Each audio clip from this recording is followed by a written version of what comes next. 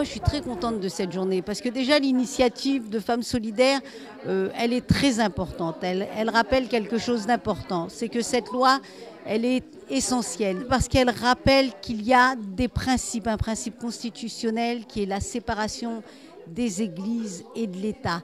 Donc, qu'il y a un devoir du respect de la liberté de conscience. Et la liberté de conscience, ce n'est pas rien. C'est toutes ces choses-là qu'elles nous ont rappelées ce matin, Femmes Solidaires. Et c'était d'autant plus symbolique.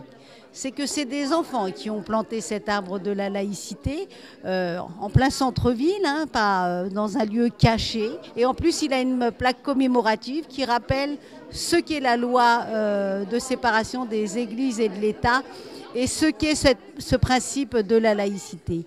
Et la symbolique, c'est que lorsque c'est des enfants qui le font, c'est des générations futures qui sont là et qui plantent cet arbre et qui donc apportent quelque chose d'essentiel dans la construction de cet État laïque qu'est la France.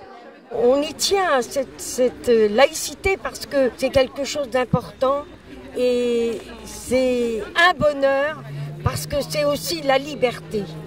Et la liberté de parole et la liberté tout court est important pour Femmes Solidaires. L'histoire de Montataire à travers cet arbre est formidable, quoi.